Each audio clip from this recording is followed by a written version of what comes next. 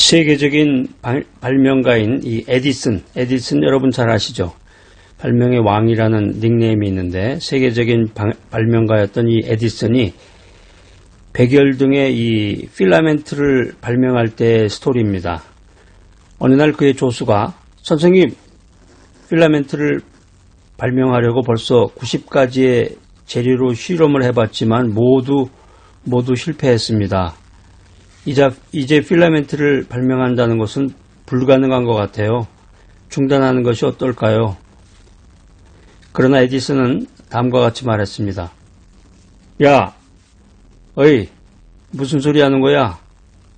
그것을 왜 실패로 생각하나 자네는?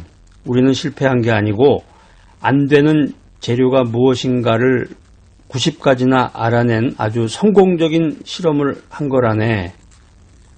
이런 생각과 끈기로 그때 그가 실험하다가 버린 쓰레기 더미가 무려 2층 건물의 높이만큼이었다고 합니다. 연구를 시작한 지 13일째 되는 날 2399번의 실패를 거쳐서 2400번 만에 드디어 전류를 통해도 타지 않고 빛을 내는 필라멘트를 만드는 데 성공했습니다. 에디슨은 이렇게 말합니다. 누구에게나 2400번의 평범한 기회는 있습니다.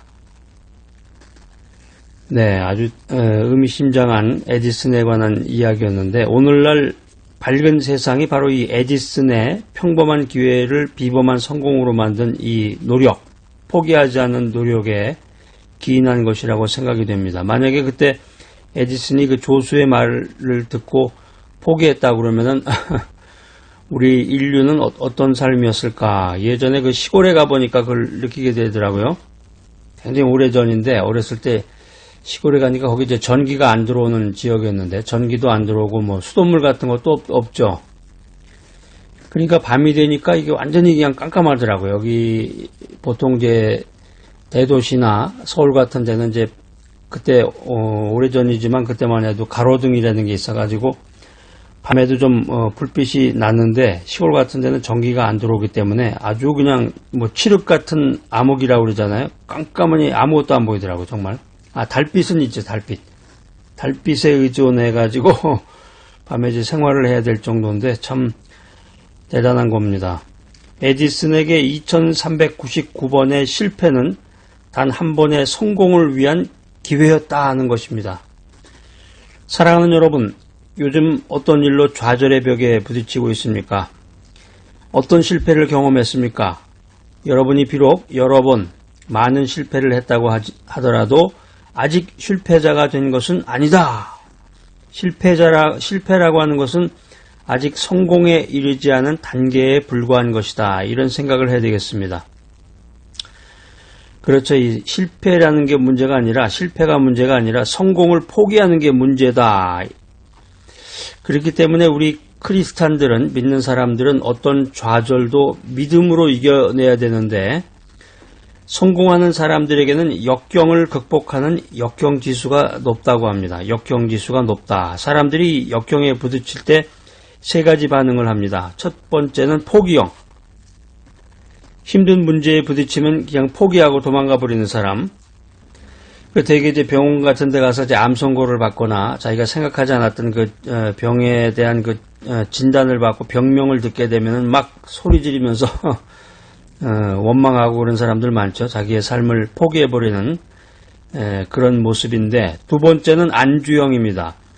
역경 앞에서 포기하거나 도망하진 않지만 이 현실의 자리에서 주저앉아가지고 현상 유지를 하는 안주형의 사람입니다.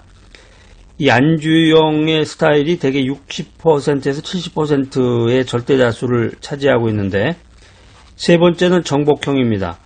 산을 만나면 모든 힘을 다해서 기어 올라가 정복하는 그런 스타일의 사람인데, 자, 여러분 모두가 역경지수가 높은 사람이 되기를 기대합니다.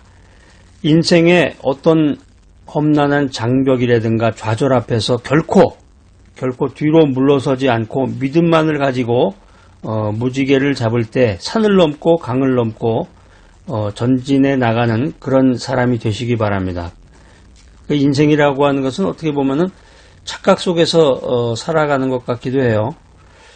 눈앞에 떨어진 그 현실만을 바라보면은 누구도 감히 담대한 마음을 가지고 인생을 살기가 쉽지는 않은데, 무지개를 잡을 때까지 산도 넘고 강도 넘고 계속해서 렛츠고 뿜뿜 하면서 렛츠고 하는 그런, 이제 어떻게 보면 낙천적이라고 할까, 그런 마음이 인생 살아가면서 필요하구나 하는 생각을 하게 됩니다. 요즘 등산하는 것이 유행이죠. 한국에서 이제 요즘에 등산을 자주 하는데 비용도 많이 안 들고, 물론 이제 복장이라든가 뭐 여러 가지 스틱이라든가 이런 걸 이제 구입은 해야 되겠지만, 신발도 그렇고 그렇게 큰 비용도 안 들고 집 근처에 있는 가까운 곳에 있는 그 산을 등산하시는 분들이 많아졌습니다. 누구나 한 번쯤은 산에 올라가 본 경험이 있는데, 등산하면서 정상을 정복하기 위해 나가는 길이 쉽지 않죠. 그냥 막 숨이 턱턱 차오르고, 오랜만에 산에 오르면 그냥 막 심장이 터진다는 표현을 하는데 막 숨이 차죠. 오랜만에. 그러니까 이제 매일마다 일정한 시간 할애해서 산에 등산하시는 분은 건강한데, 그 전에 어떤 그 TV 프로 보니까 그 땅에서부터 지상에서부터 산까지 그 물건 운반하시는 분에 대한 그 다큐멘터리 나온 걸 한번 본 적 있어요.